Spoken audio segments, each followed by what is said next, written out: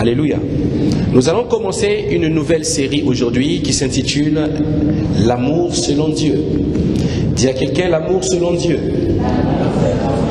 Dis-lui bien « L'amour selon Dieu ». L'amour selon Dieu. Il ne s'agit pas de l'amour bisou bisou, mais il s'agit vraiment d'un amour selon Dieu. Alléluia. Parce que longtemps l'amour... Merci pour la sono. Merci beaucoup. Pourtant, l'amour, beaucoup ont pensé que c'était un sentiment, d'autres ont dit que l'amour était Dieu. Oui, c'est vrai, la Bible dit que l'amour est Dieu. Mais aujourd'hui, si vous voulez, l'amour est devenu un sujet que nous évoquons beaucoup dans nos églises. Un sujet qui est souvent aussi mal pratiqué. Amen. Parce que la recherche aujourd'hui de beaucoup d'enfants de Dieu, ils cherchent une église où ils vont se sentir bien, une église où l'amour est là. Bref, plusieurs enfants de Dieu cherchent là où ils vont trouver l'amour. Et cet amour qui ne vient que de Dieu, alléluia, le bon endroit où nous pouvons trouver cet amour, c'est en nous. Dis à quelqu'un en nous.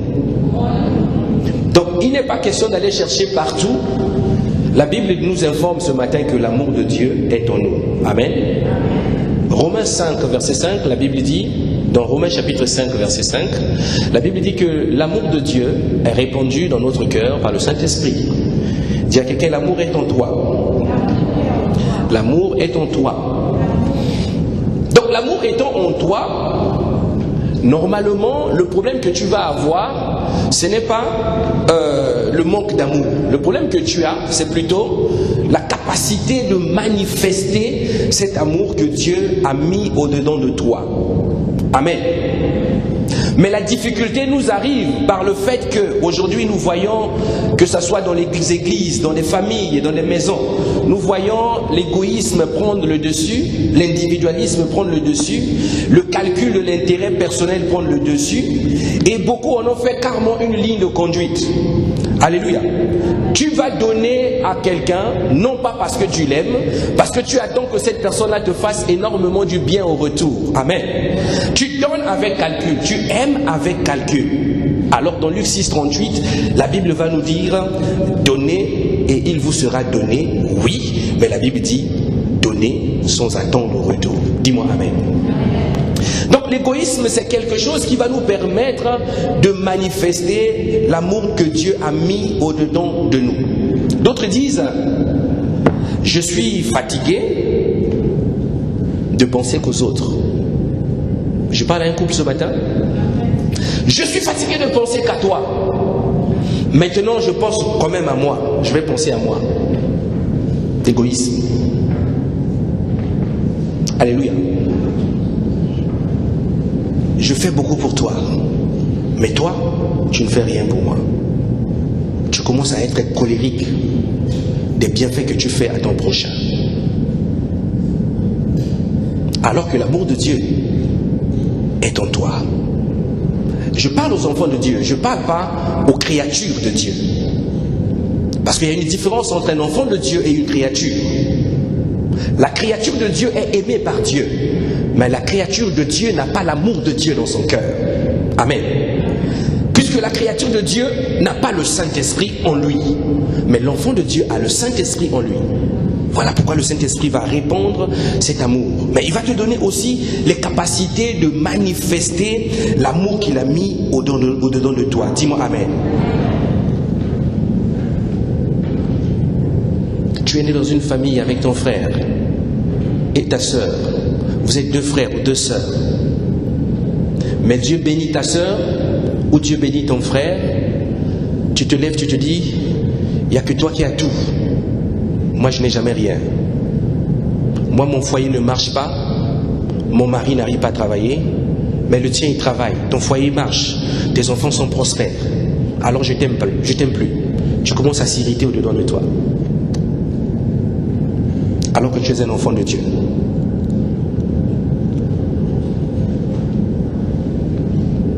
Dans cette famille, dans cette église, il n'y a que moi qui fais du bien. Si moi je ne suis pas là, vous ne pouvez rien faire. Ça, c'est moi. Les chaises, c'est moi. Là, c'est moi. L'estrade, là, c'est moi. Ça, là, c'est moi, c'est moi, c'est moi. orgueil. Dieu attend que tu aimes. Alléluia. Donc c'est toutes ces choses qui vont venir nous empêcher de vivre l'amour de Dieu. Vous connaissez ce verset, ce chapitre? Nous allons lire un peu la parole de Dieu ce matin. Alléluia. Nous allons lire le chapitre de l'amour. Amen. Nous sommes dans 1 Corinthiens chapitre 13. Ces choses, c'est ce que Paul va reprocher à l'église de Corinthe. 1 Corinthiens 13. Prenons à partir du verset 4 à 5.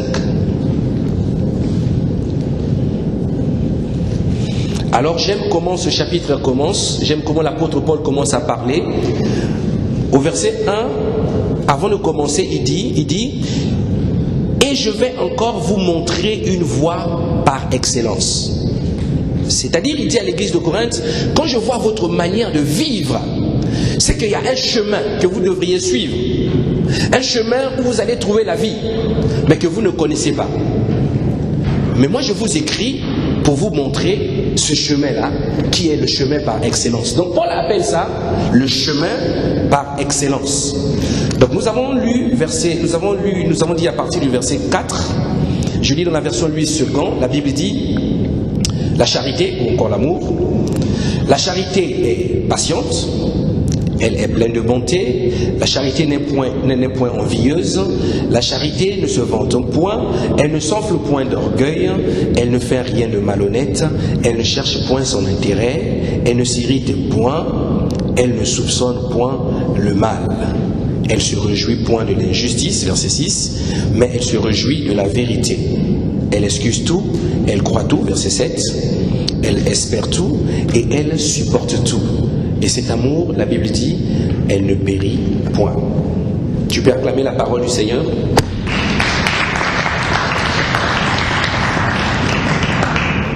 Donc, lorsque tu vis, tel que je le disais tout à l'heure, tu fais des choses, tu crois que tu les fais par amour, et que tu te mets à en parler, pour que les hommes te glorifient, au fait, tu n'es pas quelqu'un qui agit par amour, mais tu es un orgueilleux. Dis-moi Amen. Je sais que ce matin, ça ne peut pas te plaire, mais nous sommes là pour annoncer la parole de Dieu. Amen. Et la parole de Dieu doit être annoncée sans compromis. La Bible dit que tu peux commencer même à parler en langue. Tu peux avoir un bac plus 600, si tu veux. Tu peux avoir toutes les belles femmes du monde, toutes les belles voitures, les bons maris, les beaux enfants. Tu peux tout avoir, les bons diplômes, les plus grands diplômes. Tu peux participer à l'ensemble des super grands séminaires chrétiens du monde. Tu peux être ami à des meilleurs pasteurs du monde. Tu peux être ami à des grands bishops du monde. Tu peux même venir à l'église chaque dimanche. Tu peux servir dans l'église. Tout ça, c'est bien. Mais la Bible dit que si tu manques l'amour, tu es une cymbale. Est-ce qu'il y a le batteur? Le batteur est là? Si. Est-ce que tu peux me donner un coup sur la cymbale? La Bible dit que tu es comme une cymbale. Tu fais beaucoup de bruit. Mais au-dedans, il n'y a rien du tout. Juste un coup sur la cymbale. Vous entendez la cymbale? C'est comme ça ceux qui agissent sans amour. Oh, tu sais, Billy Graham, c'est l'ami de mon père, hein? Il vient chez nous, c'est un grand prédicateur. Tu sais, notre église, c'est la plus grande des églises du Havre, tu sais. Chez nous, tu sens la parole. Mais lorsque tu dis ça, quelquefois quand on te regarde, tu ne reflètes même pas la parole que tu sens. Parce que la parole, c'est Dieu. Et Dieu est amour. Amen.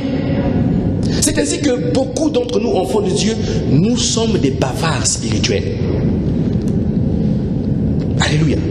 Donc toutes ces choses que tu peux avoir, que tu peux espérer, toutes les relations que tu peux faire sur la terre, tout l'argent du monde que tu peux posséder, n'a pas de valeur s'il n'y a pas l'amour.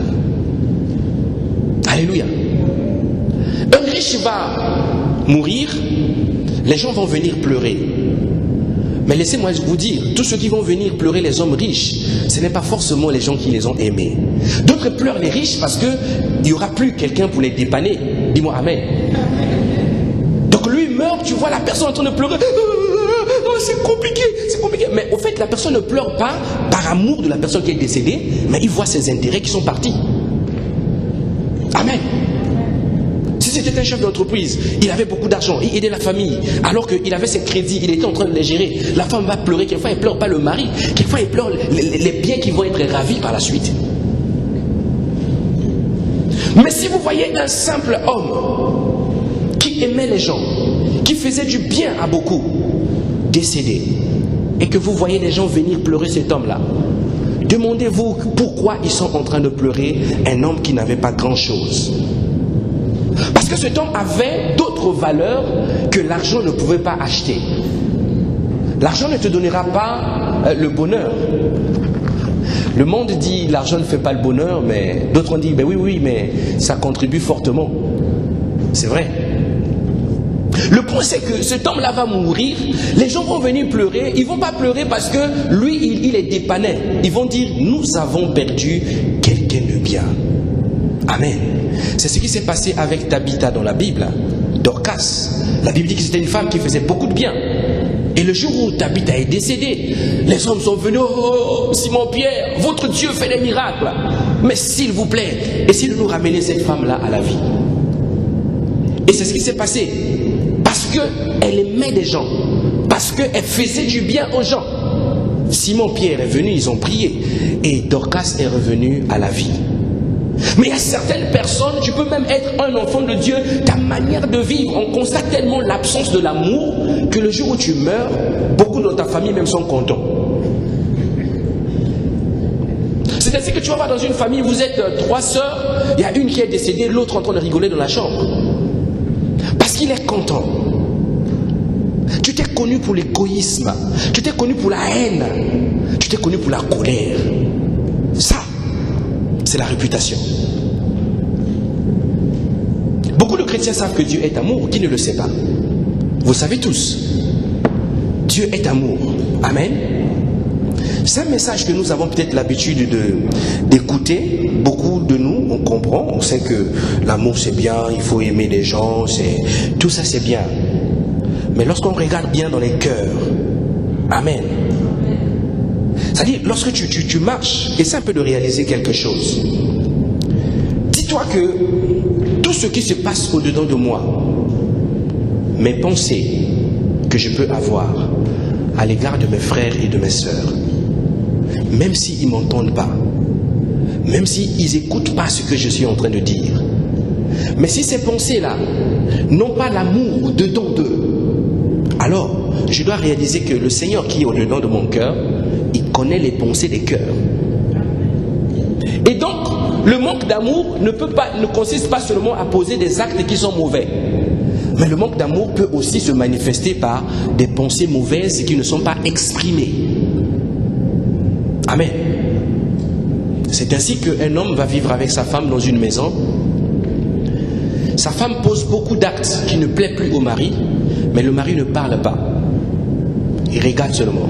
Il continue. Il ne parle pas. Il n'a plus le courage de reprocher à sa femme, de peur que les disputes s'enflamment peut-être dans la maison. Ou il en a marre. Mais il n'arrive pas à communiquer avec sa femme. Les pensées mauvaises s'accumulent dans son cœur. Il y a un manque d'amour, mais qui n'est pas explicite. Mais comme le manque d'amour remplace ce qu'on appelle la présence de Dieu au-dedans de toi, je m'explique, c'est-à-dire celui qui n'a pas l'amour dans son cœur, il n'a pas Dieu en son cœur. La Bible dit que si tu n'aimes pas, tu n'as jamais connu Dieu.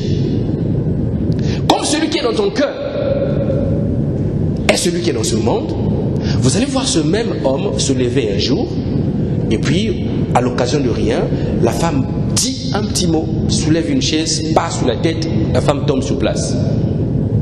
Tout a commencé par une mauvaise pensée qui est due au manque d'amour, mais qui n'a pas été exprimée. Amen. Donc ça peut être dangereux, le fait de penser que si je n'aime pas mon frère, bon, on se voit qu'à l'église, c'est pas grave. J'aime pas ma femme, bon, on est seulement ensemble, bon, c'est pas grave. Non, ce sentiment-là va grandir. C'est encore mieux, quand tu n'aimes pas une personne, d'aller vers la personne, essayer de parler avec la personne, que d'entretenir un sentiment d'hypocrite dans son cœur. Jésus ne nous a pas appris ces voies. Alléluia. Tu vas venir à l'église, tu es avec ta soeur, toi tu ne l'aimes pas, mais c'est pas ici, ça a commencé là-bas, dans la cité, tu l'aimes pas. Vous habitez quelquefois le même immeuble, mais toi tu l'aimes pas. Quand vous venez ici dans la maison de Dieu, la malchance que vous avez, c'est que vous avez un seul pasteur, vous avez un seul Dieu, et vous avez une seule église. Et quand vous asseyez, le protocole aussi par erreur, il te met à côté de la sœur. Comment tu vas prier? Comment tu vas prier? Donc lorsque tu es en train de prier, tu ouvres les yeux, tu vois ta sœur qui est à côté de toi, le front fermé. Ne pense pas qu'il a souvent des problèmes avec des problèmes spirituels. Son problème, c'est toi. Alléluia. Donc il faut d'abord prendre le soin de se lever et d'aller libérer la sœur. Dis à quelqu'un, libère la sœur. Dis-lui, libère la sœur.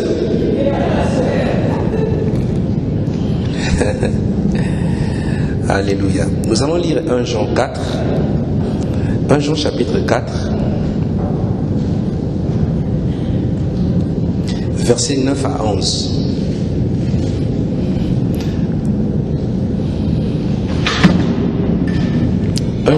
Chapitre 4, 1 Jean chapitre 4, versets 9 à 11. La Bible dit: l'amour de Dieu a été manifesté envers nous, en ce que Dieu a envoyé son Fils unique afin que nous vivions par lui. Et cet amour consiste non point en ce que nous avons aimé Dieu, mais en ce qu'il nous a aimés et a envoyé son Fils comme victime expiatoire de nos péchés. Verset 11. Bien-aimés, si Dieu nous a ainsi aimés, nous devons aussi nous aimer les uns les autres. Amen. C'est-à-dire, Dieu n'a pas regardé comment tu étais mauvais. Dieu ne t'a pas jugé. Il n'a pas dit: je t'ai vu hier, tu étais en train d'insulter, quand je vais donner mon fils, il ne va pas mourir pour toi.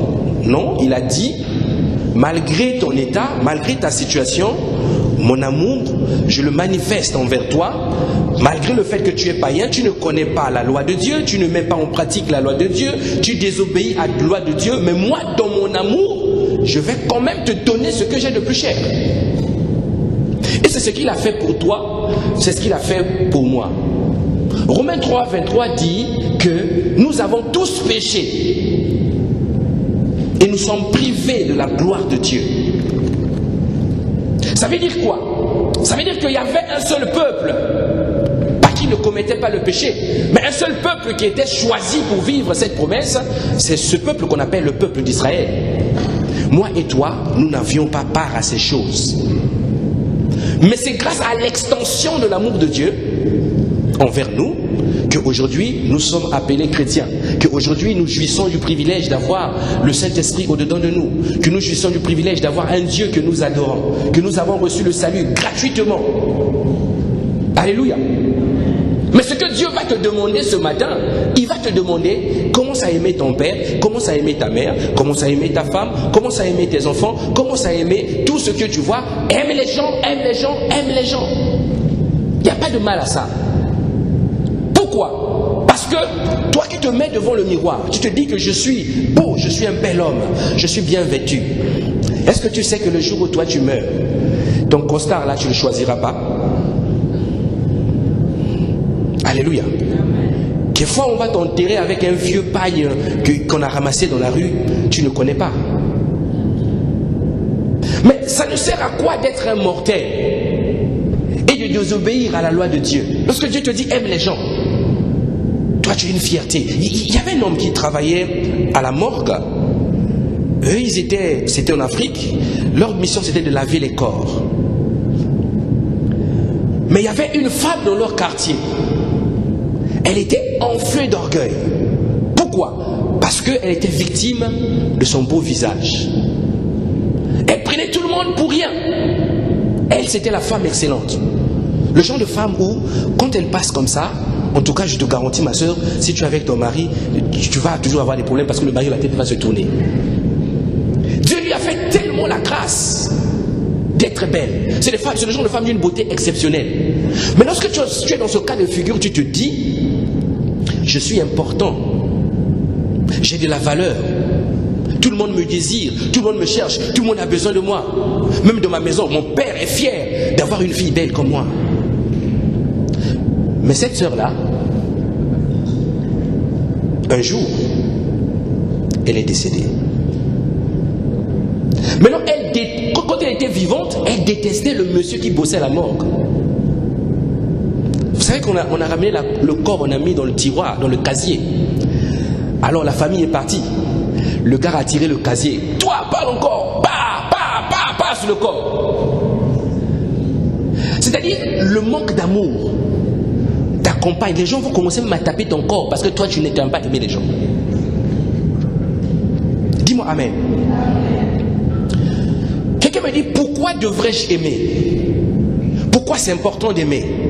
Est-ce que je suis obligé d'aimer les gens? Moi, je vis ma vie, eux, ils vivent leur vie.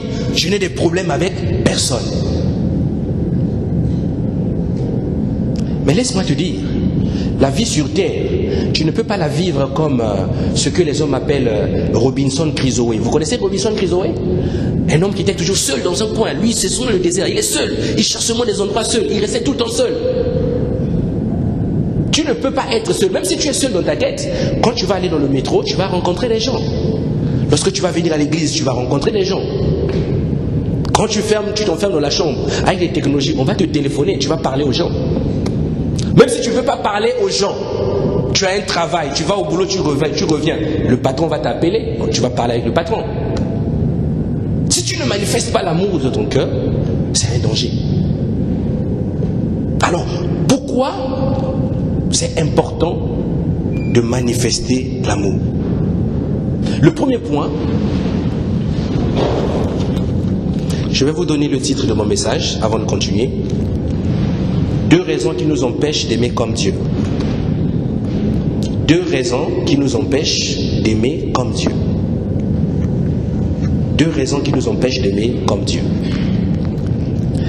Alors, j'étais en train de dire pourquoi nous devons aimer. Pourquoi c'est important de aimer? Simplement parce que aimer, c'est un ordre donné par Dieu. C'est un commandement, c'est une obligation. Alléluia. Beaucoup pensent que aimer, c'est optionnel. C'est-à-dire, je choisis d'aimer ou je choisis de ne pas aimer. Dieu te dit, aime. Alléluia. Donc, ce commandement-là, Jésus parlait aux pharisiens. Il leur disait, vous, c'est la loi. Mais moi, je vous dis, l'ensemble de la loi, l'ensemble des prophètes se résume dans les 2 commandements. Il n'y a pas plus. Tu aimes Dieu et tu aimes ton prochain. 2 commandements basés sur l'amour. Donc tu dois aimer parce que c'est un ordre que Dieu te donne. Il dit dans Jean 15, 17, la Bible dit, ce que je vous commande. La Bible ne dit pas ce que je vous recommande. Alléluia. Parce que là encore, il faut lire les mots que la Bible utilise. La Bible dit, ce que je vous commande, c'est de vous aimer les uns les autres. C'est un commandement. Un commandement. Donc si tu es un enfant de Dieu, tu n'as pas le choix que d'aimer ton frère. Même s'il t'énerve. Même si vous ne vous entendez pas. Même si avant de se marier, vous vous êtes battu à cause d'une femme. Quand vous venez ici, il faut vous saluer avec un saint baiser. Amen.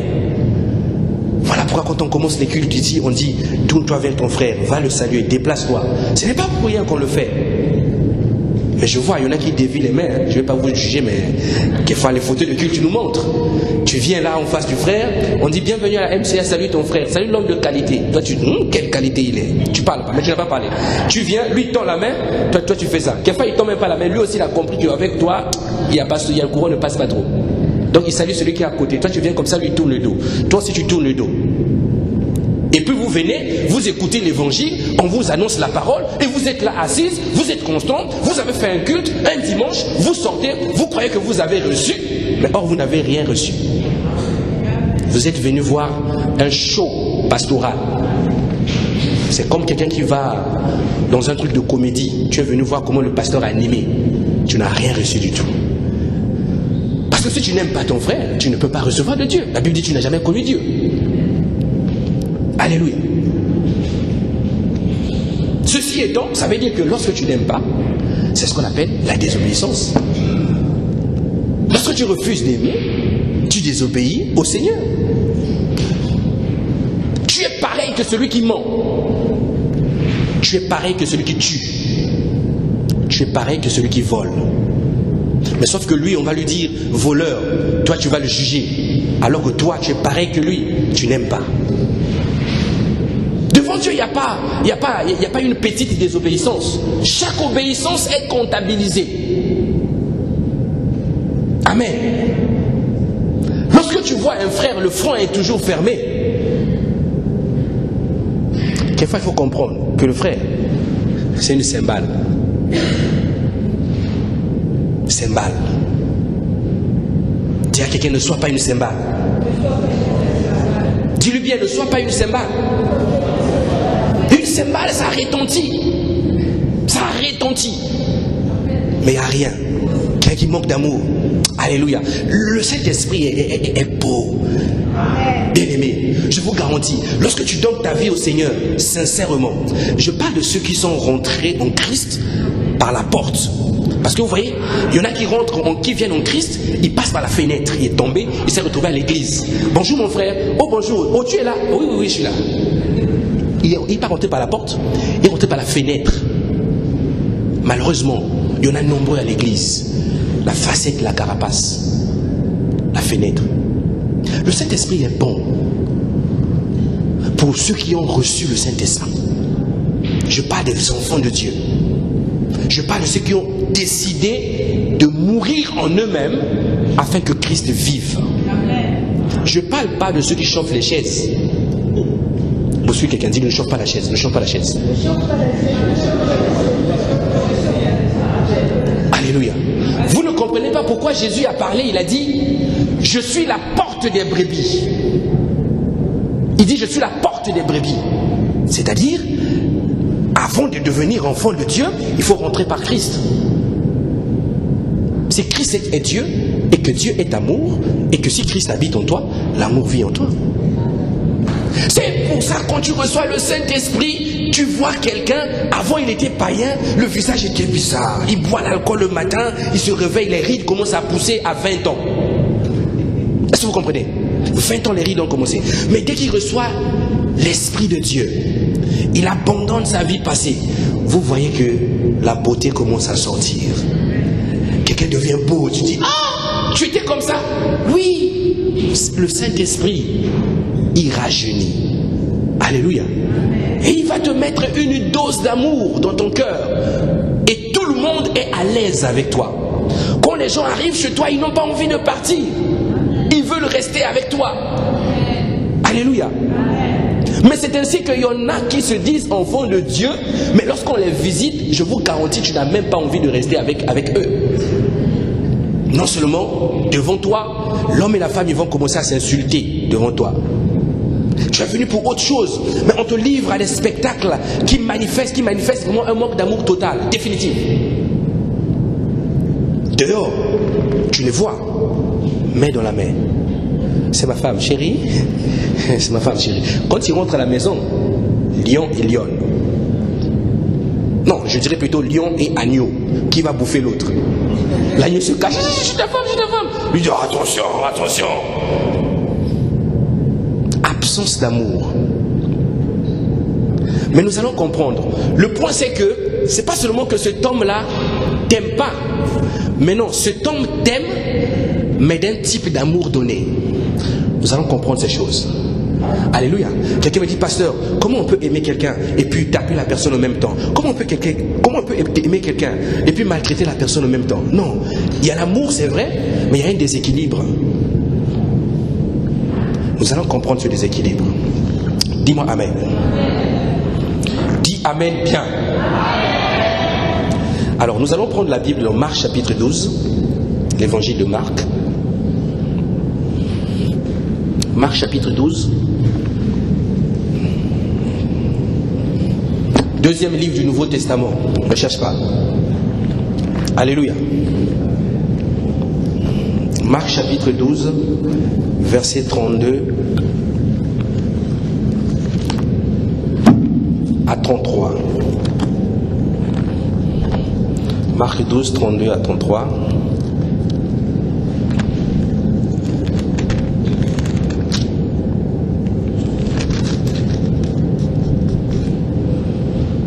Marc chapitre 12, verset 32 à 33.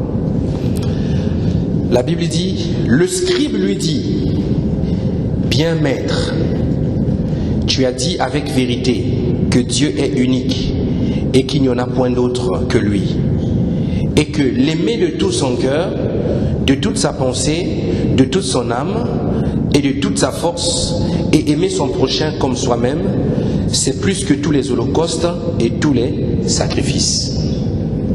Amen. Donc là, la Bible est en train de nous dire que, au fait, le fait que tu te sacrifies pour Dieu, le fait que tu vas faire l'évangélisation dehors, le fait que tu es culotté, tu te permets de parler d'un Dieu que tu n'as pas accepté dans ta vie. Amen. Parce qu'il y a aussi cette catégorie de personnes qui ont l'évangile à la bouche, mais là, leur vie n'est pas au Seigneur. Vous voyez, c'est le genre de personnes qui gagnent les âmes par la force. Viens à l'église, viens à l'église, oh, viens à l'église. Depuis que je te parle là, tu n'écoutes jamais. Viens à l'église. Dimanche, moi-même, je viens te chercher. Viens à l'église. Non, bien-aimé. Si tu as donné ta vie au Seigneur, tu vas venir. Le Saint-Esprit va t'utiliser. Tu vas commencer à parler. Doucement, avec tes mots, pas de violence. Et tu l'invites même pas à l'église quelquefois. Tu viens seul. Tu viens seul. Là où il est parti. Samedi soir, je te garantis. Tu l'as rencontré mercredi. Samedi soir, lui va te téléphoner. Allô? Tu te souviens de moi? Oui. On a parlé la dernière fois. Tu te souviens? Oui. Je suis Karine. Oui, oui, oui. Oh, tu avais... Il commence à te décrire. Lui, il commence à s'intéresser à toi. Est-ce que tu peux passer me prendre? On va aller à l'église. Pourquoi? Parce que lorsque tu es un bon vase, le Seigneur va t'utiliser pour aller toucher les cœurs. Comment tu n'aimes pas des gens, tu vas leur demander de venir à Christ, alors que toi-même tu ne connais même pas Christ. Christ pour toi c'est qui? Christ pour toi c'est celui qui fait à ce que quand tu viens à l'église, si tu as un problème, le pasteur prie pour moi, prie pour toi, Christ règle tes problèmes. Ça c'est ton Jésus. Alléluia. Un Jésus qui va commencer à tout réfléchir. Un Jésus qui va commencer à tout calculer. Un Jésus qui va commencer à faire tout par ses efforts. Donc, le passage nous dit que l'amour de Dieu résume l'ensemble des commandements. Donc, si tu as compris, si tu veux être un bon chrétien, ce n'est pas d'abord la parole, mais c'est commencer à aimer les gens autour de toi. Dis-moi Amen. Donc bien aimé, commencez quelquefois à vous gêner aussi. Toi tu es chrétien. Ton voisin d'immeuble, c'est un païen. Mais lui, il aime plus les gens que toi. Toi tu passes, tu insultes même les femmes de ménage qui sont en train de nettoyer l'immeuble en bas. Ah toi aussi, laisse-moi passer. Avant de le faire, tu regardes comme ça, il n'y a pas une sœur de l'église. Tu insultes, tu continues. Mais laisse-moi te dire, la sœur de l'église ne te voit pas, mais le Seigneur te voit. Amen. Il vaut mieux aimer les gens que de penser que tu fais des choses pour Dieu. Lorsque tu vas te lever, donner une grosse offrande à l'église pour acheter ces chaises, est-ce que tu sais que si la motivation pour laquelle tu fais ces choses, ce n'est pas l'amour, cela ne t'est pas comptabilisé.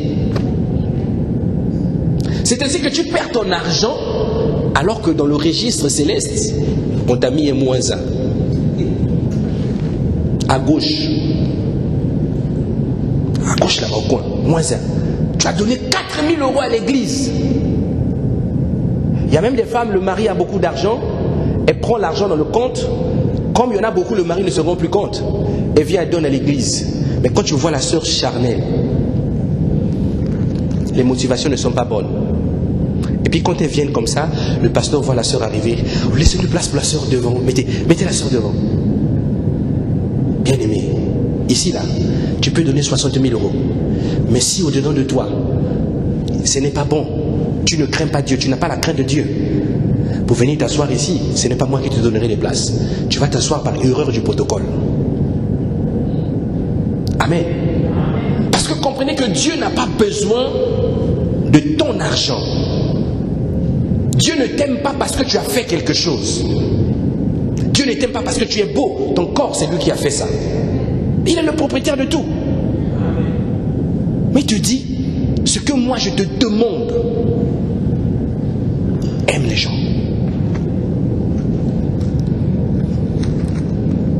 Le bon samaritain. Tu vois les SDF à la gare. Tu sens que vraiment la personne n'en peut plus. S'il te plaît, une pièce. Toi tu passes. Ces gens-là, il faut faire attention. Tu n'avais qu'à bosser. Les hommes de l'église. Vous savez la parabole du bon samaritain? La Bible dit que cet homme était tombé par terre parce que les bandits l'avaient roué de coups. Jésus parle, il dit, les hommes d'église passaient. Ils sont venus, ils ont vu le gars. Oh, non, on ne veut pas des problèmes. Ils ont continué les routes. D'autres hommes d'église sont encore venus. J'imagine que ça pouvait être la représentation aujourd'hui des pasteurs et des bishops et de tout ce monde-là. Ils sont venus. Ils ont dépassé. Mais la Bible dit, il y a eu un homme qui était de la Samarie. Un samaritain. Lui, il était pourtant parmi des gens qui étaient éloignés des histoires de Dieu. Ceux qui étaient de Dieu considéraient que ces hommes-là n'étaient pas destinés aux alliances. Ce n'étaient pas des souches pures. Mais des purs sont passés. Mais le samaritain, lui, il s'est arrêté. Il a fait quelque chose d'excellent. Quand je lis cette histoire, ça m'édifie beaucoup. La Bible dit qu'il a pris le soin de traiter les blessures de cet homme. Il n'a pas traité ses blessures, il a abandonné. Il a traité ses plaies, il a traité ses blessures. Vous imaginez les blessures, quelqu'un que tu ne connais pas. Beaucoup allaient dire, c'est ça, pourquoi je vais toucher à ces choses? Lui s'est arrêté. Et pourtant, il partait quelque part. Il a traité, il a bandé les plaies. La Bible dit qu'il a transporté cet homme, il a mis sur son animal sur lequel il se déplaçait, parce qu'à l'époque on se déplaçait sur les animaux, il a transporté la personne. Il est parti, il n'a pas laissé le long du chemin. Il l'a emmené dans un hôtel. Bien aimé, nous les chrétiens, et c'est ce monsieur-là qui a payé, le samaritain a payé l'hôtel. Toi, tu aurais palpé celui qui est blessé, tu aurais d'abord fouillé de ses poches. Est-ce que lui-même, il n'a rien d'abord? La Bible dit que le samaritain a donné son argent, il a payé l'hôtel, il a fait du bien à ce monsieur, il a continué sa route. Mais avant de continuer sa route, il s'engage pour cet homme qui ne connaît même pas. Il dit au propriétaire de l'hôtel que lorsque je reviendrai, si lui, il a fait plus de nuits ici, vous me dites, moi je veux payer. Cette histoire d'amour m'édifie beaucoup. Dites-moi maintenant, quand nous parcourons les Écritures, quand nous écoutons les prédicateurs, comment s'appelait ce bon samaritain-là? Jacques, Jean, Paul, Pasteur Gervais, comment il s'appelait? Il n'avait pas de nom. La Bible ne mentionne pas son nom. Non pas parce qu'il n'en avait pas, mais il avait un nom. Mais la Bible ne nous a pas parlé de ce nom. Vous savez pourquoi? Lorsque tu fais du bien, tu dois apprendre à te taire. Dis amen bien. Oh, je sens que toi, quand tu fais, tu parles. Alléluia. Lorsque tu fais du bien, tu dois apprendre à te taire. Cet homme-là, on parle de lui en général. On dit le bon samaritain. La Samarie, c'est un territoire, il y a beaucoup de gens. C'est comme si on disait à quelqu'un le bon français. Voilà. C'est comme si on attribuait ce qu'il a fait à toute sa patrie. Lorsque tu fais fais du bien à quelqu'un, ça ne sert à rien de commencer à chanter. Vous savez, lui, c'est moi qui l'aide. Vous savez, cette église-là, c'est moi, tu vois. Moi, la sœur là, tu vois, non, si j'étais pas là, elle allait souffrir. Vous savez, les gens disent que je suis mauvais, mais vous ne connaissez pas. Hein. Moi, j'ai fait des choses pour eux. Mon ami, -4. Chez toi, là, Dieu va mettre même -4. Donc, pour rattraper, il faut que tu fasses 4 choses en plus. Pour équilibrer. Alléluia. Donc, le vrai sacrifice, c'est le sacrifice qui est motivé par l'amour. D'autres se sont fait proches des pasteurs. Manipulation. Il arrive d'abord, il dit, comment je vais faire pour approcher ce pasteur-là? Il regarde, il s'approche. Frère, dis-moi, le pasteur, lui, quand il vient à l'église, son bureau, c'est où? C'est par là-bas. Lui vient, et toi tu es dans le bureau, tu ne vois pas.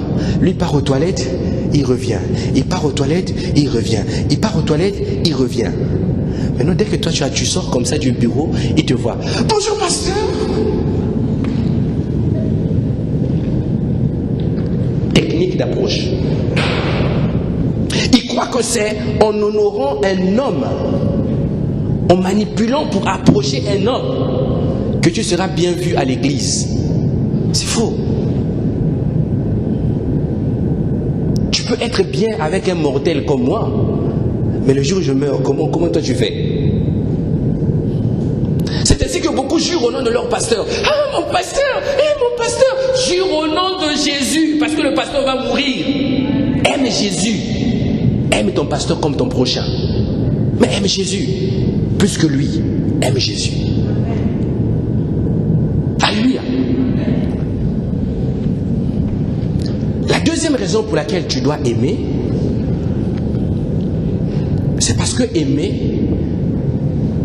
c'est l'unique moyen qui te permet de vivre le royaume de Dieu et qui te permet d'hériter le royaume de Dieu. Dis-moi Amen. Vivre le royaume de Dieu, c'est quoi? Vivre le royaume de Dieu, c'est quoi? Quand Jésus dit, le royaume des cieux est arrivé, Jésus n'a pas dit que on a déplacé, on a ravi une partie de la France, où on a mis les chrétiens, ça devient leur territoire. Non, Jésus est en train de dire que il y a eu un transfert qui s'est fait dans un pays et qui est descendu sur la terre.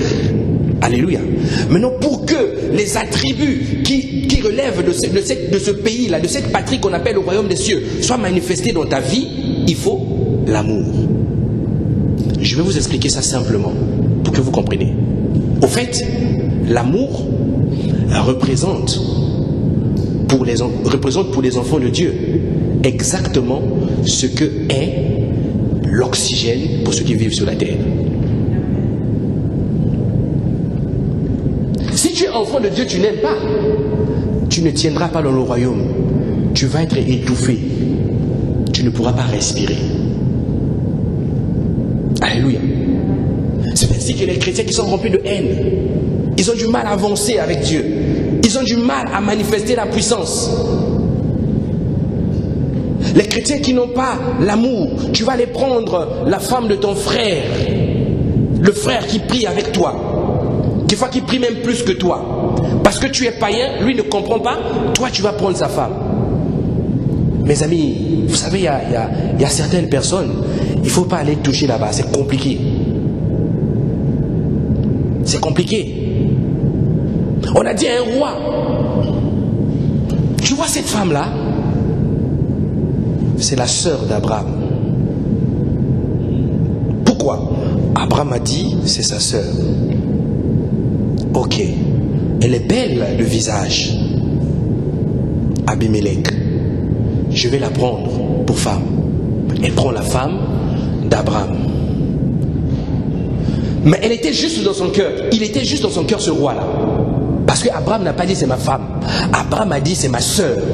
Lui, il a pris la femme.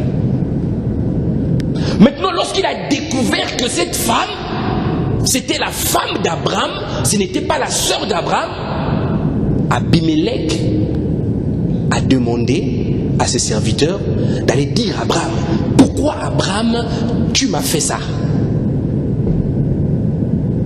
Qu'est-ce qu'il y a? qu'Abraham lui a fait? Abraham lui a menti. Vous voyez? Le père Abraham ment. C'est à quelqu'un le mensonge. Donc malgré ton onction, tu dois éviter ces choses. Le père Abraham a menti. Mais regardez comment Dieu dans sa bonté va agir. Bonjour Abimelech. Bonjour Seigneur. Pourquoi tu as fait une chose pareille? Seigneur, j'ai agi par justice. Oui, j'ai vu que tu as agi par justesse. C'est pour ça, Dieu lui parle, il dit, c'est pour ça, je ne t'ai pas permis de toucher Sarah, la femme d'Abraham. Parce que le cœur d'Abimelech était juste. Mais on lui dit que je n'étais pas permis. Donc Dieu n'a pas fait que la femme d'Abraham soit touchée par Abimelech. Est-ce que vous comprenez ça? Maintenant, regardez comment le Seigneur dit ce que le Seigneur dit à Abimelech. Il lui dit, Abimelech, lève-toi, va voir Abraham pour que lui prie pour toi. Imagine, toi tu as pris la femme de quelqu'un, tu vas lui donner ta tête. Alléluia. Il faut l'humilité. Amen. C'est un risque. C'est-à-dire, lui il est au courant que toi tu as pris sa femme. Même si tu lui dis qu'on n'a rien fait, mais lui ne sait pas, il était bien avec vous là-bas. Parce que la Bible ne dit pas que Dieu parla à Abraham que Abimelech n'a rien fait. Non, la Bible n'a pas dit ça. C'est Dieu qui a dit à Abraham que non. Mais le Seigneur dit à Abimelech, va lui donner ta tête. Lui va prier pour toi parce que cet homme-là c'est un prophète. Donc Abimelech vient comme ça, j'imagine qu'il entend, qu'est-ce qu'il va me faire? Il vient, il donne la tête comme ça, et Abraham prie. Est-ce que vous comprenez? C'est-à-dire, il y a certaines personnes, tu ne peux pas te permettre de toucher la femme de ton frère parce que toi tu n'aimes pas le frère, parce que tu veux lui faire du mal, parce que tu ne l'aimes pas. Il y a d'autres personnes qui vont venir courir après ta femme, pas parce qu'elle est belle, pas parce que sa femme à la maison ne le satisfait pas, non, c'est parce que la personne ne t'aime pas, il veut uniquement te faire du mal. Mon ami, il y a des femmes de certains hommes, quand tu les touches, tu es sous la condamnation. Dis-moi amen. Ah. L'amour.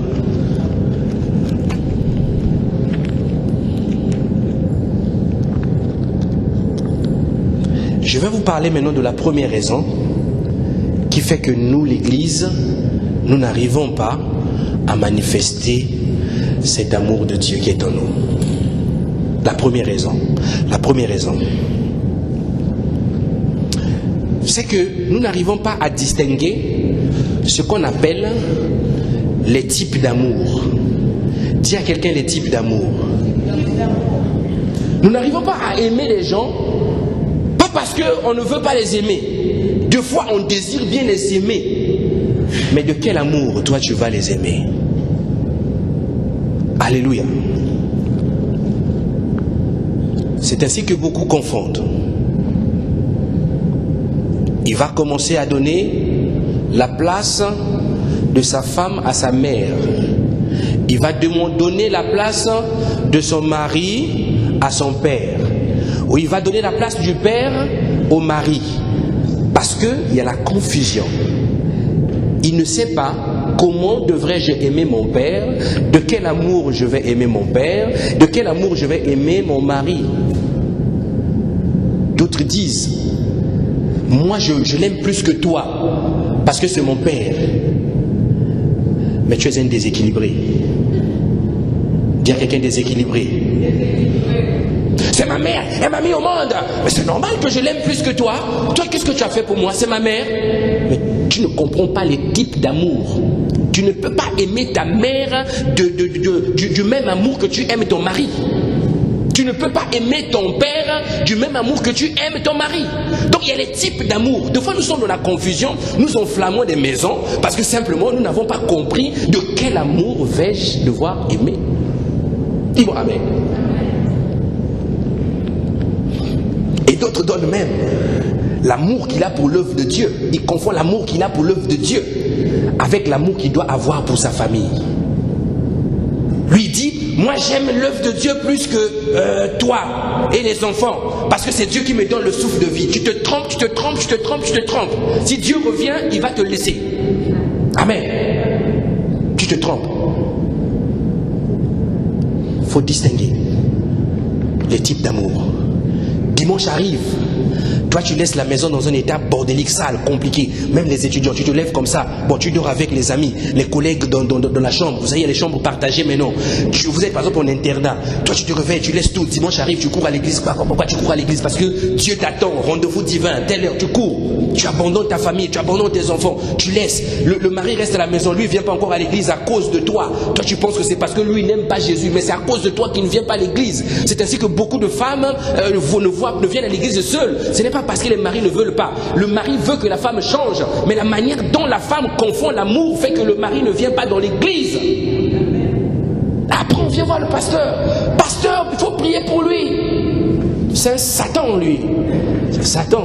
Donc, toi, c'est la femme du Satan. Tu proclames que tu es la femme du Satan. Alors, Dieu va te dire, ne confonds pas l'amour que tu peux avoir pour mon œuvre et l'amour que tu peux avoir pour ta maison. Et si tu as un mari qui a lu un seul verset de la Bible comme moi à l'époque, où il est écrit « Femmes, soyez soumises », ce verset-là, c'est tous les maris païens ont retenu ça. « Femmes, soyez soumises ». Si tu continues, je viendrai voir votre pasteur là. Tu mets le pasteur même en difficulté. Alléluia. Dis à quelqu'un, il faut un protocole au pasteur Elvis. Alléluia. Mais ce n'est pas parce que tu ne veux pas.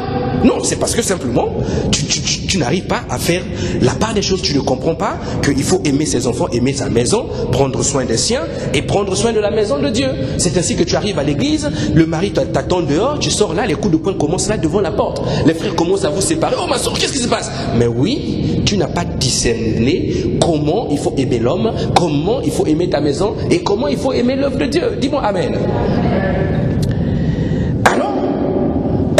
Que j'aimerais que tu notes ça bien. Il y a trois types d'amour ou trois manières d'aimer. Dis à quelqu'un 3 manières d'aimer.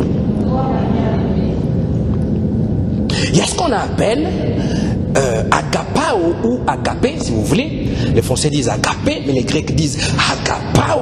Et il y a ce qu'on appelle eros et il y a ce qu'on appelle philéo. C'est beau, hein?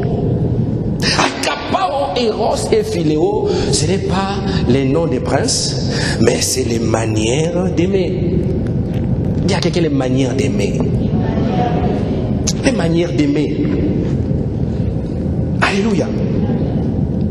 Alors, on va commencer par ce qu'on appelle l'amour Eros. Là, ton voisin, dis-lui Eros. E-R-O-S, simple, comme tu l'entends, Eros. Tu vois, Dieu choisit même le mot simple pour te faciliter la tâche. Il dit Eros. L'amour Eros. L'amour Eros. L'amour Eros, c'est quel amour? C'est quel amour? C'est l'amour qui est lié au corps et à l'attirance physique. C'est ce qu'on appelle l'amour Eros. C'est-à-dire, lorsque tu te balades dans la rue, tu vas voir une très belle femme, tu vas t'approcher, tu vas le toucher, tu dis, toi, je t'aime. Comment toi tu vas aimer quelqu'un que tu ne connais pas? Dis-moi Amen. Je vais parler à un frère ce matin, mais pas que la personne n'a pas tort. La personne a raison de dire je t'aime. Parce que ton physique l'a plu. L'amour Eros.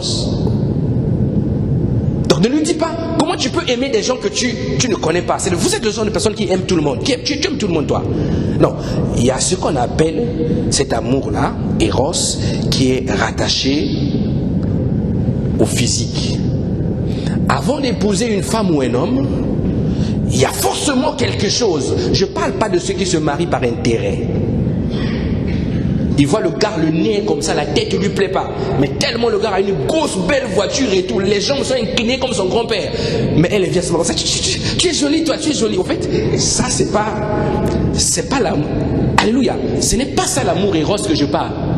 Ça, c'est l'amour par intérêt, par calcul.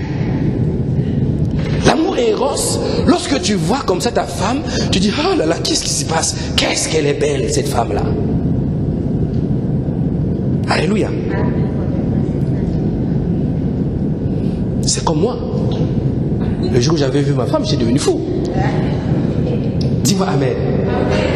C'est pour ça que quand je prêche comme ça, je dis c'est la plus belle femme du monde. Alléluia.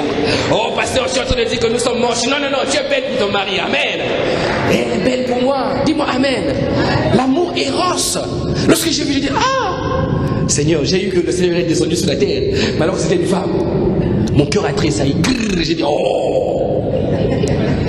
Dis-moi Amen. L'amour éros. L'amour éros. Cet amour est exprimé dans la Bible par un mot qu'on appelle connaître. Dis à quelqu'un connaître. Genèse 1 verset 4, Genèse chapitre 1 verset 4 te dit, Adam connut Ève sa femme et conçut, enfanta Caïn. Connaître. Donc, vous comprenez, je comprends que vous êtes des adultes, la Bible est en train de dire que cet amour-là est rattaché à l'affection, au sentiment, à la sensualité. C'est ça qu'on appelle l'amour éros. C'est-à-dire qu'il y a des hommes qui vont venir t'aimer, pas parce que tu as un bon cœur. Il va t'aimer parce que tu es une belle femme. Parce que quand il te regarde, il ne supporte pas. Quand quelqu'un me dit, pasteur, moi, je ne supporte pas les belles femmes. Je dis, ah bon, je les déteste? Non, non, non, non, non. Quand je vois une belle femme, j'ai envie d'elle. Je dis, oh là là. Sois délivré au nom de Jésus. L'amour éros. Donc, tu peux manifester éros. Tu peux commencer à aimer ta femme ou ton mari par rapport à l'attirance physique. Ce n'est pas un péché. Tu te disposes à ta femme, à ton mari. L'apôtre Paul dit que le corps de la femme appartient à son mari. L'amour éros. Amen. Ce qui fait qu'il y a beaucoup de femmes qui n'ont pas compris cette chose et beaucoup d'hommes aussi qui n'ont pas compris cette chose. Il y a une partie de l'amour dans le foyer que tu vas devoir casser lorsque ton mari dort toute la nuit en faisant les photos de ton dos. Est-ce que je parle à un homme? Alléluia. Et lorsque vous allez sortir de la chambre, lui il a regardé ton dos toute la nuit, il va te regarder, il va te dire, toi tu m'aimes pas. Toi tu vas regarder l'ensemble des sauces tomates que tu as fait hier, ces habits que tu as repassés. J'ai repassé tes habits, j'ai fait ça. Donc toi tu dis que je t'aime pas. Mais oui, tu as cassé Eros. Il y a quelqu'un Eros. L'amour Eros. Et lorsque tu casses l'amour Eros, qu'est-ce qui arrive réellement? Tu vas voir que le mari ne te fait plus des compliments. Le corps qu'il avait aimé, le beau visage qu'il avait aimé, le physique qu'il avait attiré, le teint qu'il avait attiré, il ne te fait plus les compliments. Parce que tu as cassé Eros. Après tu vis comme ça, tu vis comme ça, tu vis comme ça. Lui il me dit jamais des mots doux. Oh, mais comment ça les mots doux? Eros est cassé. C'est-à-dire qu'il y a des couples qui vivent dans la sécheresse. Tu arrives à la maison, tu sens, mais le gars là, qu'est-ce qu'il a? Le gars il devient tendu dans sa tête. Il devient colérique à l'égard de la femme, même les enfants. Papa, s'il te plaît. L'enfant dit même s'il te plaît. Pas lui tape. C'est qu'on lui a cassé Eros. Il y a quelqu'un Eros. Donc cet amour, tu ne peux que vivre ça avec quelqu'un qui n'est pas de ta maison, qui n'est pas de ta famille, qui est quelqu'un de l'extérieur. Amen. C'est ainsi que lorsque tu vois un chrétien commence à dire à sa soeur, de même père, même mère, ou sa demi-sœur, ma soeur, je te trouve très belle, je te trouve très belle, il faut fuir. Parce qu'il y a un péché qui vous guette. Amen. Oh mon frère, tu es trop beau. Mon frère, vraiment, tu ressembles à papa, tu es trop beau. Les démons de l'inceste sont debout. Dis-moi Amen.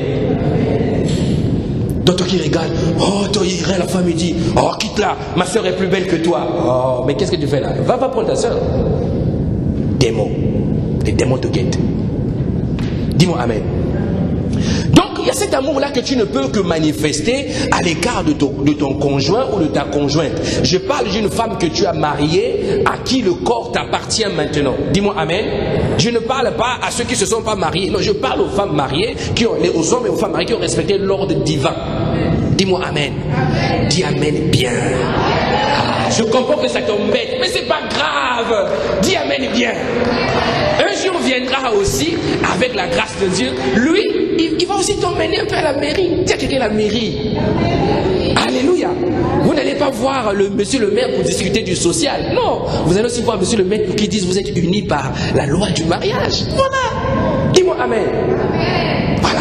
Donc je parle, quand je parle d'amour éros, je parle de ce couple-là qui est bien entendu capable d'être marié et de se livrer l'un à l'autre. C'est eux, éros les concerne. Dis-moi amen.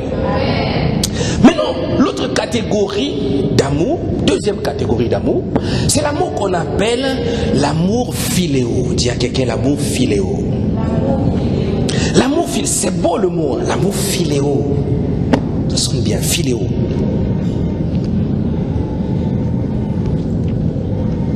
L'amour philéo, c'est quoi? L'amour philéo, c'est l'amour qui donne. L'amour qui est capable de donner. L'amour qui est capable de tisser une amitié. L'amour qui est capable d'être solidaire. C'est ce qu'on appelle l'amour fraternel. C'est l'amour que nous pouvons manifester entre frères et sœurs. Alléluia. Donc lorsque tu vois le frère comme ça, elle est mariée, viens pas avec la pensée de Eros, mais viens avec la pensée de Philéo. Tiens quelqu'un Philéo. C'est pour ça que je dis aux frères mariés, portez vos alliances comme l'alliance du pasteur. Alléluia. Voilà, une grosse alliance comme ça, c'est visible. Comme ça, quand Eros vient, tu fais ça, pas, Eros tombe. Et Philéo arrive, il dit, pasteur, l'amour du prochain. Oui, oui, on est ensemble. Alléluia. Dis-moi amen. Donc c'est l'amour philéo, c'est l'amour que tu peux avoir pour les gens qui souffrent, les gens qui sont dans des mauvaises situations. Amen. C'est l'amour que Mère Thérèse avait pour les pauvres. Elle a donné une bonne partie de sa vie, elle a consacré une bonne partie de sa vie à faire du bien, à aimer, à aider les gens. C'est l'amour humain, c'est l'amour naturel. L'amour des enfants de Dieu. Dis-moi amen. Bon, je parle de l'amour des enfants de Dieu. Je n'ai pas dit que dans l'église, tu ne peux pas épouser la sœur. Non, non, non, tu peux épouser la sœur, mais en respectant la procédure. Amen. Voilà. Maintenant, dans l'église, tu ne viens pas pour vivre une vie de héros. Amen. C'est-à-dire, tu ne rentres pas à l'église, toutes les sœurs sont belles devant toi. Amen. Là, c'est un esprit, ce n'est pas la volonté d'épouser une sœur. Amen. Quand tu rentres à l'église, tu vois, tu commences à trouver toutes les sœurs belles. Mon frère, il y a un problème. Alléluia. Tu es célibataire, toutes les sœurs sont belles. Oh, la sœur là, tu deviens un agent de renseignement. C'est-à-dire, pendant que nous on adore Dieu, toi tu attends la fin du culte pour se renseigner. Tu vois la sœur là, elle vient avec qui? Elle vit où? Tu connais, c'est comment son prénom? On te livre le prénom, je viens de la rue. Bonjour, sœur Germaine. La démarche, même tu sens la possession démoniaque. Bonjour, sœur Germaine. Alléluia. Donc, à l'église, tu peux aimer une sœur. Amen. Tu peux aimer une sœur avec Eros, bien sûr. Je ne parle pas de Eros en tant que convoitise. C'est-à-dire, hein, toi, tellement tu aimes la sœur, tu lui dis jamais rien. Vous rentrez à l'église, toi tu t'assois toujours derrière la sœur. Si tu n'es pas derrière, tu es toujours de profil. Tu ne peux jamais te mettre devant la sœur. Est-ce que je parle à quelqu'un ce matin? Alléluia. Ça, c'est les gens qui viennent à l'église pour pratiquer un éros satanique. Donc pendant que nous prions là, lui il est en train de pratiquer l'impudicité. Alléluia. Dis-moi amen. Ça c'est éros. Mais à l'église, si tu as aimé déjà une sœur par éros, arrête-toi là. C'est que ton éros là est destiné maintenant à elle. Amen. Mais comme le monde a changé, je suis en train de parler de Philéo, hein, mais Eros revient toujours. Comme le monde a changé, comprenez que Eros là aussi a changé de côté. Il y a aussi des sœurs qui deviennent des héros ou des hérodes, de Eros. Tous les frères sont beaux. Ces frères là, j'aime bien, ils sont toujours bons. Ah, j'aime bien. Ah, quand il marche ce frère là, tu sens qu'il a l'onction. Oh, le gars il prie pas. Dis-moi amen. Donc son onction au fait, ce n'est pas parce que le gars cherche la présence de Dieu. C'est parce que toi, ton cœur est rempli de héros pour lui. Mais comme tu ne peux pas aller lui dire, sinon le frère va dire, ah, la sœur là, elle drague les frères. Toi, tu vas seulement tourner. Tu essaies de mettre aussi toi aussi un bon parfum, tu viens, tu passes à côté de lui. Bonjour mon frère, tu fermes les yeux. Alléluia. L'amour éros. Donc beaucoup de sœurs font aussi pareil. Elles viennent à l'église, elles commencent à séduire les frères dans l'église. Séductrices. Vous avez déjà vu un Africain ou un être humain normal, que ce soit blanc, jaune ou violet, je ne sais pas s'il y a des hommes violets, mais qui met 3 mètres de cils. Alléluia. Je parle à quelqu'un ce matin. 3 mètres de cils. J'enlève un peu mes lunettes. C'est-à-dire 3 cm, excusez-moi, 3 cm. Les cils font ça. Ça tourne. C'est-à-dire, lorsque tu cherches, que tu prends même, tu mélanges les races pour en faire un métis. C'est-à-dire tu prends le sang du blanc, le sang du noir, le sang du jaune, le sang du rouge, le sang de toutes les races, vert, tout. Tu mélanges. Tu n'auras pas quelqu'un de 3 mètres de cils. Même si là ses parents avaient beaucoup de cheveux là. 3 mètres de cils. Donc quand tu vois une sœur, mon frère, qui t'approche comme ça, 3 mètres de cils, 3 cm de cils, 4 cm d'angle. Et perruque vert. La perruque verte. Puis là, mon frère, bonjour.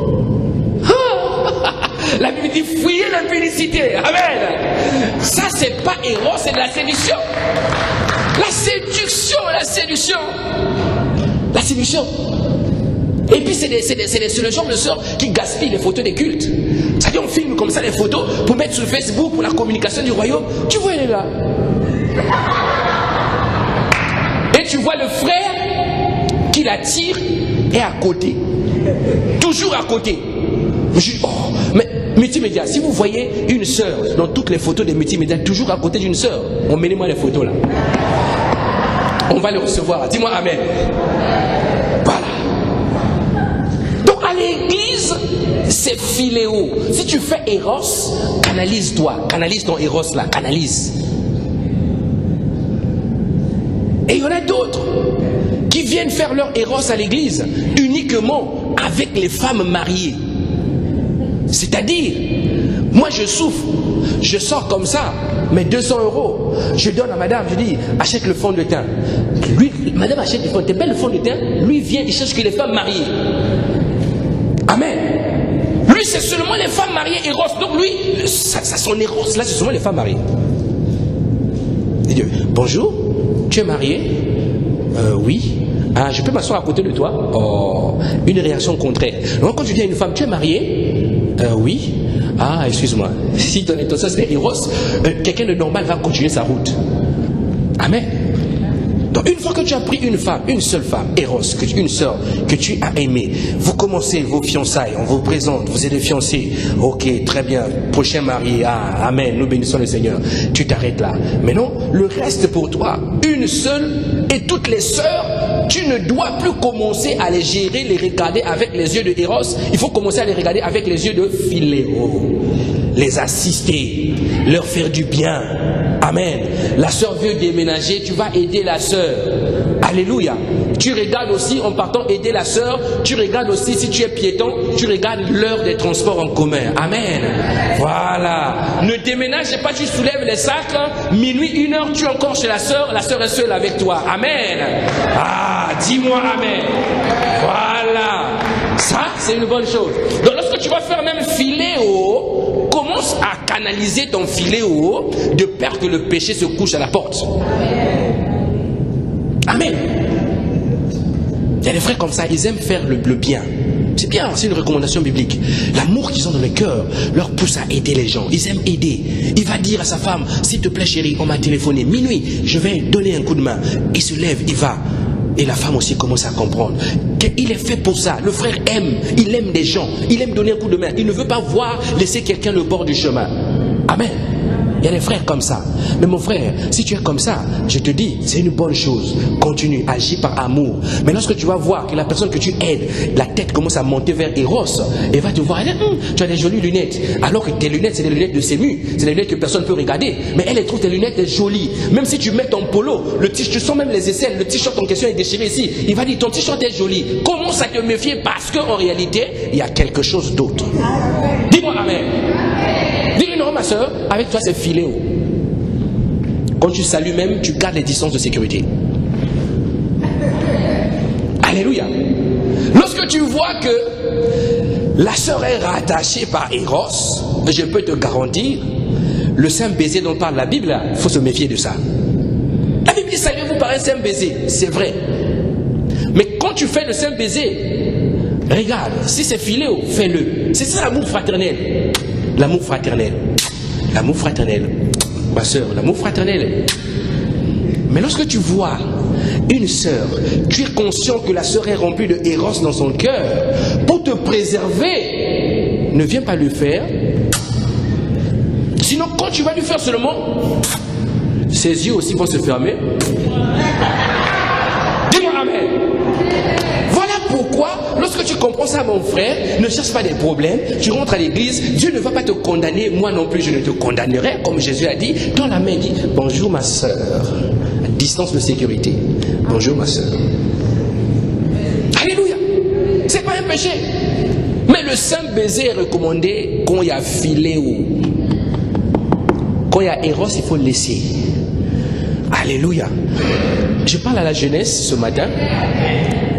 Les jeunes. La maladie de la jeunesse. Eros, ça brouille les vies. Et ça casse les études. Mais quand vous voyez philéo, vous avez l'impression que philéo, c'est pas plus profond que l'amour Eros. Vous avez l'impression que Eros en porte plus. Et que philéo, c'est un peu léger. Moi, je vais t'aider, mais qu'est-ce que toi, tu vas faire pour moi? Lui parle comme ça, il sait ce qu'il est en train de penser dans sa tête. Alléluia. C'est ainsi qu'il y en a qui viennent avec la pensée de aider les gens, alors que dans son cœur, il a des pensées de profiter de la personne. Et en ce moment-là, ton amour là, philéo là, Dieu l'annule, il te met 0. C'est alors que beaucoup rendent des services. Mais c'est des services que Dieu ne comptabilise pas. C'est des services avec calcul, avec intérêt. Alléluia. Le troisième type d'amour, c'est ce qu'on appelle l'amour agapé en français, ou encore agapao en grec. Dis à quelqu'un agapao. Agapao. C'est l'amour désintéressé. L'amour que nous avons de par notre relation avec le Seigneur. C'est un amour qui est inconditionnel. Un amour qui ne dépend pas de ce que toi tu vas faire pour la personne. C'est un amour qui n'a rien à voir avec ton compte en banque. C'est un amour qui n'a rien à voir avec ta beauté.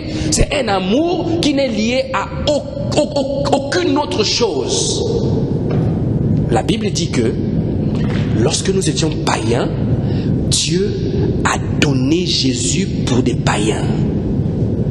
Ce n'était pas que toi tu étais bon, tu n'as pas mérité, mais lui t'a donné la grâce. L'amour agapé. La Bible dit Dieu a tant aimé le monde. Quand on dit Dieu a tant aimé, c'est agapé. Il a donné tout ce qu'il avait de plus cher. Dieu a donné Dieu pour toi. Bouscule quelqu'un, dis-lui j'ai de la valeur. Ah, il n'est pas sûr. Laisse-le, bouscule celui qui est de l'autre côté. Dis-lui j'ai de la valeur. Mais oui, tu as de la valeur. Parce que si Dieu, pour te racheter, parce que la rédemption c'est quoi? La rédemption c'est ce qu'on appelle rachat. Rachat d'un esclave. Donc il faut payer un prix pour racheter. Alléluia. Donc Dieu est venu donner Christ Jésus à ta valeur. Pourquoi? Parce que toi tu valais Christ. Le prix que Satan a reçu pour nous libérer, c'est Christ. Amen. L'amour agapé. C'est l'amour où toi, tu vas aussi apprendre à aimer Dieu avec cet amour-là. Comment je vais faire pour aimer Dieu avec l'amour agapé? Parce que lui, il m'aime de cet amour-là. Concrètement, comment je vais faire? Il fait très froid. Je viens à l'église parce que c'est mon Dieu. Ça ne dépend pas du climat. Dis à ton voisin, ça ne dépend pas du climat. Alléluia. Il n'y a pas de bus. Grève des bus. Je viens à l'église parce que il est mon Dieu. Amen. Je marche doucement, mais je vais arriver. Alléluia. Sans condition.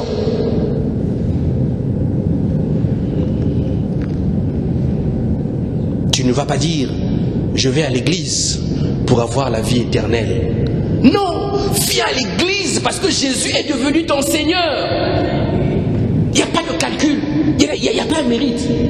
Ce n'est pas parce que toi tu vas venir à l'église tous les dimanches, tous les mercredis, tous les ça, tu prends le bus du matin et que Dieu était obligé de te donner la vie éternelle. Non, tu ne mérites pas la vie éternelle. Moi et toi, nous ne méritions pas la vie éternelle. Parce que la Bible dit que Dieu n'aime pas le péché jusqu'à maintenant et il ne peut même pas regarder le péché. C'est ainsi que quand Jésus a pris le péché sur la croix, Dieu s'est tourné le regard et Jésus l'a crié, Père, pourquoi tu m'as abandonné? Mais toi et moi, est-ce que nous sommes sans péché? Mais Dieu nous aime. Il vient nous donner un agneau sans tache. Oh, acclame ça. Oh, si tu comprenais ces choses. Il t'a aimé sans condition. Toi tu dis, je vais servir pour avoir la vie éternelle. Je vais là-bas, on va peut-être prier pour moi, ça va peut-être débloquer ma situation. Tu es pauvre dans ta tête. Aime Dieu sans condition. Tu viens donner ton offrande. Pourquoi tu cherches toujours le pasteur? On a dit au sacrificateur, le bureau. Tu viens avec ton enveloppe, grosse enveloppe. Et d'autres, au lieu de donner l'enveloppe fermée, lui il ouvre d'abord, il sort ses billets, il regarde. Il compte, il remet, il ferme. Pasteur, là-dedans, il y a 1000 euros. Il calcule. C'est-à-dire, il vient apporter dans la maison de Dieu pour subvenir aux besoins qui se trouvent dans la maison de Dieu. Mais lui, il attend par cette offrande que le pasteur lui accorde un certain type de regard. L'amour agapé ne regarde pas ces choses. Dis-moi Amen. Je donne ma parole pour l'église, que je veux faire ceci, j'ai donné ma parole, je vais exécuter la parole que j'ai donnée, pas parce que je l'ai dit aux hommes, parce que Jésus est mon Seigneur. Parce que je le fais pour mon Dieu. Inconditionnel, inconditionnel. Si tu as compris comment on fait pour aimer Dieu de cet amour-là qu'on appelle l'amour agapé ou agapao, c'est ni plus ni moins que, en résumé, aimer Dieu par rapport à ce que Dieu est. Premièrement. Deuxièmement, par rapport à ce que Dieu aime. Ce que Dieu est, ce que Dieu aime et ce que Dieu représente. Dis-moi Amen. Donc ne viens pas aimer le Seigneur par intérêt. C'est comme Jésus, il vient, la foule le suit. Oh maître, parle-nous, parle-nous. Alors que pendant que tous y marchaient derrière Jésus, il y avait ceux qui avaient faim. Mais ceux-là, ils suivaient parce qu'ils avaient entendu parler de la première multiplication de pain. Ils couraient après Jésus à cause du pain. Maintenant, quand Jésus a multiplié les pains, ils ont mangé les pains. Jésus a pris les barques, il a traversé le rivage, il est parti de l'autre côté là-bas. Eux, ils l'ont suivi. Jésus les voit. Il dit, vous là, je vous connais. Hein? Vous ne me suivez pas parce que je suis la parole. Vous me suivez parce que vous avez mangé le pain. Ça, c'est pas l'amour agapao. Est-ce que vous comprenez? Cette catégorie d'enfants de Dieu là, on les trouve encore aujourd'hui dans l'église. Toi tu viens à l'église seulement quand ton père est malade. Là on te voit. Intercession. Ah mon père Seigneur, au nom de Jésus je brise les esprits. Dès que ton père est guéri, tu fuis. Intérêt. Ou tu appelles le pasteur seulement quand tu as un souci. Papa, j'ai pas bien dormi, cette nuit les esprits m'ont trop tapé. Mais jamais tu l'appelles pour prendre ses nouvelles. Bonjour pasteur, comment tu vas? Tu t'es bien réveillé? Et maman, ça va? Ah, vraiment que Dieu vous bénisse au nom de Jésus, hein? Amen. Pas du couple, non. Allô pasteur, vraiment j'ai mal dormi cette nuit. Il faut aussi appeler pour ça, oui c'est vrai, mais il faut faire l'équilibre. C'est-à-dire, donc quand tu appelles seulement pour des problèmes là, c'est que dans ta tête, il y a un calcul. La Bible dit l'amour ne calcule pas. Dis-moi amen. Oh, on dit amen bien. Quelqu'un va dire, je ne vais plus l'appeler. Non, appelez-moi, on va parler. Je suis là pour ça. Amen. Donc aimer Dieu par rapport à ce qu'il est, comprends qu'il est ton Seigneur. Il est ton Rédempteur.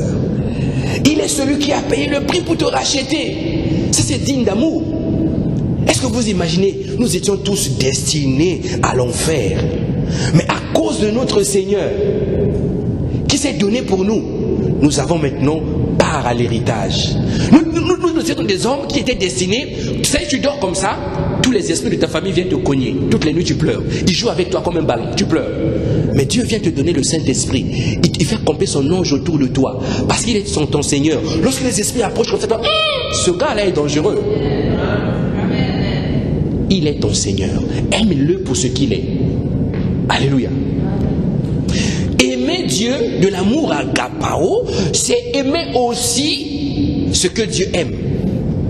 Dis à quelqu'un ce que Dieu aime. Dieu aime la sainteté. Dis à quelqu'un la sainteté. Dieu aime la sainteté. Amen. C'est un sujet que j'aime beaucoup, la sainteté. Dieu aime la sainteté. La Bible dit que Dieu est saint. Quand Isaïe a vu, il dit les séraphins qui sont au-dessus, qui avaient 6 ailes, 2 dont ils se servaient pour voler, 2 dont ils se servaient pour couvrir la face à cause de la gloire de Dieu, 2 dont ils se couvraient les pieds. Il ne cessait de dire nuit et jour, Saint, Saint, Saint est l'Éternel. Dieu aime la sainteté. Donc si tu aimes Dieu de l'amour agapao, sans calcul ni autre chose, tu vas devoir apprendre à détester le péché.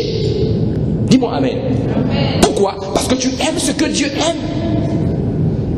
Il n'y a pas que la sainteté. Il y a aussi ce qu'on appelle la justice. Dieu aime la justice. Ne fais pas quelque chose, rends pas service à une sœur et tu refuses de rendre service à une autre parce que tu es bien avec celle à qui tu rends service. Injuste. Ne donne pas 20 € à un enfant et 5 € à un autre parce que tu l'aimes celui-là, tu l'aimes plus que l'autre. L'injustice. Vous êtes un couple, vous avez pris la décision d'envoyer l'argent en Afrique, par exemple. Je sais que beaucoup de couples le font, aux parents. Mais toi, tu détestes ta belle-mère. Bon, souvent c'est ça. Hein?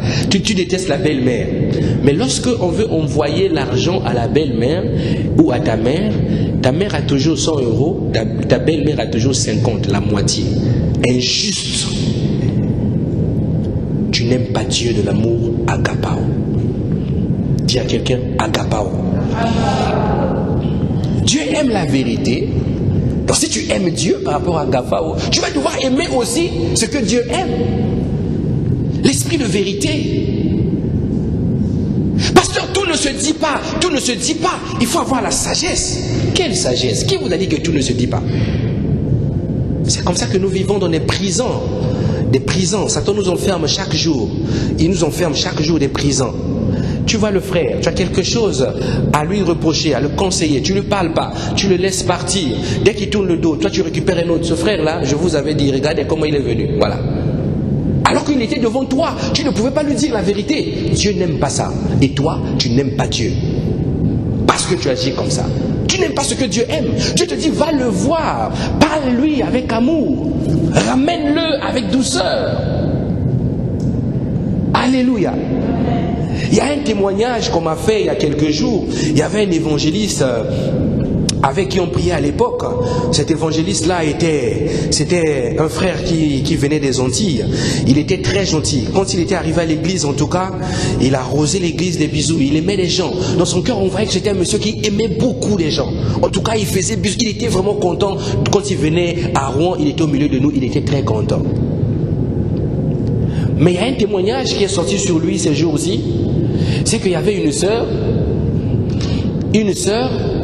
qui venait à l'église, et cette sœur-là avait un esprit de colère et de haine. Donc elle faisait tout pour casser tout ce que l'évangéliste là faisait. Mais malgré son comportement, malgré ce que cette sœur là faisait, l'évangéliste avait toujours un cœur aimant envers elle. Toujours un cœur aimant. Donc l'évangile va dire ça, lui là, c'est le genre de sœur, tu es assise là-bas, le pasteur prêche. Il dit soyez vrai, aimez la vérité, aimez les gens. Elle dit est-ce que lui-même il aime la vérité? Il y a certaines personnes dans l'église qui disent jamais amen à ce que le pasteur dit. Dès qu'il parle, il dit soyez juste. C'est le même qui demande aux autres d'être justes. Est-ce qu'ils sont justes? C'est un peu le genre de sœur là.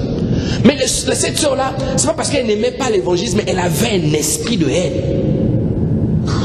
Mais l'évangéliste continuait toujours à l'aimer. Il n'a pas mis à l'écart. Cette sœur là me parle mal, elle me critique, à compter de maintenant, elle dit dégage. Non. Il venait toujours. Plus la sœur faisait ça, plus lui se rapprochait. Plus la sœur faisait, plus lui il se rapprochait.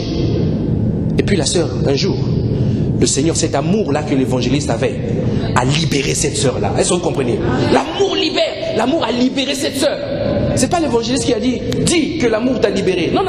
Elle-même, elle a fait un témoignage public sur les réseaux sociaux. Elle a écrit sur Facebook.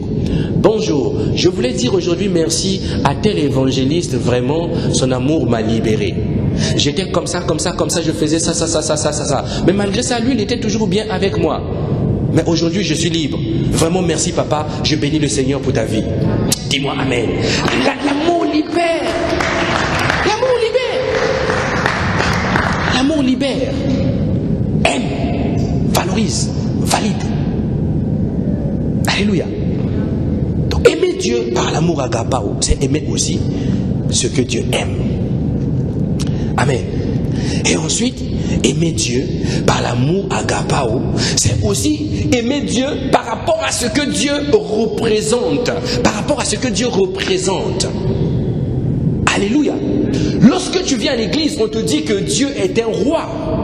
Amen. Tu ne peux pas venir dans la présence de Dieu et tu as ton chapeau, alors qu'il ne fait pas chaud dans la salle, un chapeau, tu es là dans la présence de Dieu comme un chef. Si ta femme est à côté, tu tournes ce ça. Tu manques d'amour à l'égard de Dieu. Si les rois, aime-le par rapport à ce qu'il représente. Je viens dans la présence du roi, je m'approche avec crainte. Lorsqu'il est là, je sais que c'est mon roi. Je veux lui parler. Non, je me prosterne.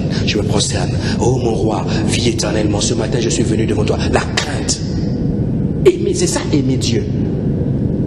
C'est ainsi que Dieu dit, je cherche moi les gens qui m'aiment. Ce qu'on appelle les adorateurs. Dis à quelqu'un adorateur. Alléluia.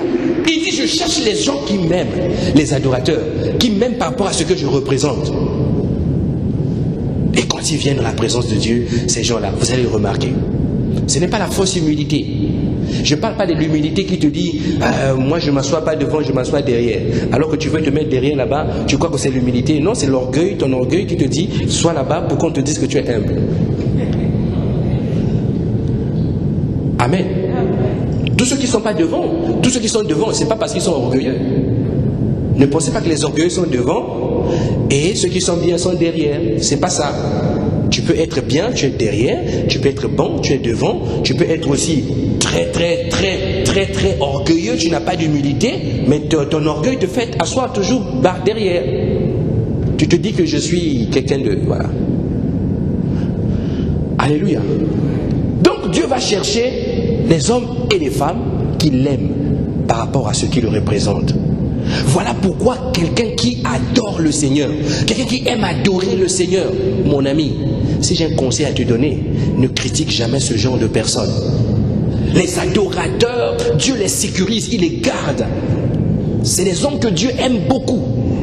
Vous savez pourquoi? La Bible dit que Jésus est notre époux. Et donc nous sommes l'épouse. Imagine-toi une femme qui vit avec son mari dans la maison. Cette femme-là, tous les jours, lorsqu'elle voit son mari, oh mon chéri, tu es le plus beau des hommes. Oh mon chéri, waouh mon mari, vraiment, Dieu m'a béni. Waouh, mon Seigneur, comme Sarah appelait Abraham, mon Seigneur. Imagine-toi maintenant viens un peu toucher cette femme-là. Tu vas voir cet homme-là, la colère qui va le prendre, il va même casser le plafond parce qu'on a touché à sa femme. Pourquoi? Parce que la femme lui fait des compliments. Et ça, c'est des compliments à l'égard du Seigneur, c'est ce qu'on appelle l'adoration. Vous comprenez? Donc, quand tu vois quelqu'un qui a l'habitude de venir dans la présence, je parle de ceux qui adorent en vrai, hein? Pas ceux qui répètent les paroles. Ceux qui viennent, tu sens que la personne est partie. Oh mon Seigneur, je te désire. Oh, je sens la présence du Saint-Esprit. Nous t'adorons, oh Paraclet. Les enfants crient même derrière. Papa, papa. Rien du tout, coupure. Oh mon Jésus, tu es merveilleux, oh mon Jésus, tu es le prince de la paix, mon Jésus. Ma vie t'honore, fais que ma vie soit un parfum pour toi. Les prières, Seigneur, que je vais faire monter, soient des prières qui correspondent à la volonté de ton cœur. S'il te plaît, mon Seigneur, je sais que tu es plus beau que moi, je sais que tu es plus sage que moi, je sais que tu es plus intelligent que moi, mais ce que je veux te ressembler pour ta seule gloire. Ils font ça. Toi, sors, critique quelqu'un comme ça. Tu vas voir que le jour même où tu commences les critiques, ton patron va te virer. Dis-moi amen. Ah, choisis les gens que tu critiques, c'est un conseil. Alléluia. Parce que les adorateurs, c'est des hommes qui aiment Dieu, c'est des femmes qui aiment Dieu, ils ne vont jamais te critiquer. En tout cas, je parle des vrais adorateurs. Au contraire, toi tu le critiques, lui il est en train de prier pour toi. Seigneur, bénis mes frères, bénis-les, Père, parce que je sais que toi, tu m'as béni. Donc, ce que tu as fait avec moi, tu es capable de faire avec eux. Lui te bénit, toi, tu vas le critiquer. Alléluia.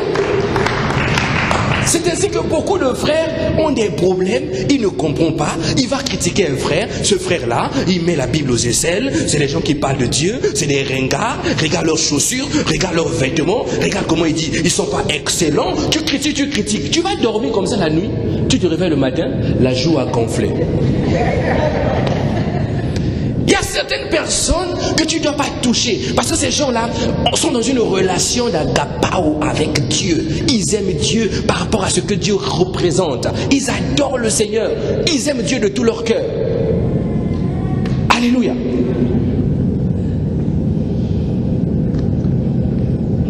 Si tu arrives à distinguer ces trois amours, ces trois manières d'aimer, tu ne seras plus dans la confusion. Dis-moi amen. Amen. Tu vas aimer ton mari parce que c'est ton mari, Eros. Alléluia. Tu vas aimer ton mari par rapport à Eros. Mais attention, lorsque tu vas lui aimer par rapport à Eros, on n'a pas dit que tu ne peux plus aimer ton mari par rapport à Philéo. Non. C'est-à-dire que toi, tu vas lui donner Eros. Lui, il est content de Eros. Vous sortez maintenant.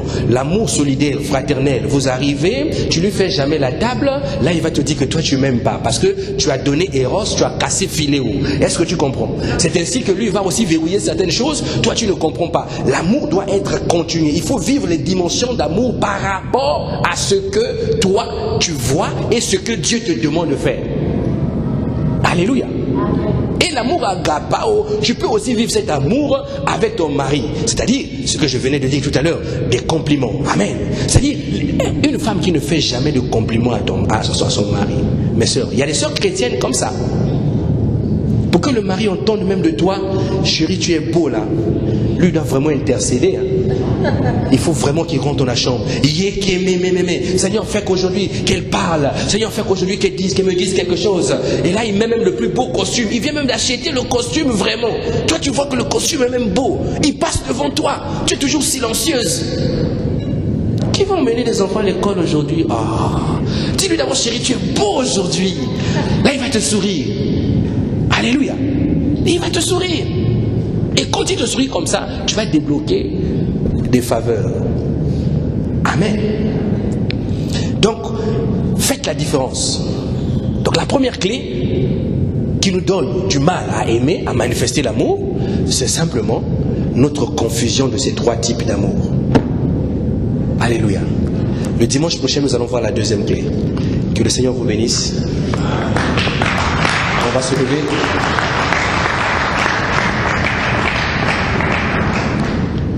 Alléluia.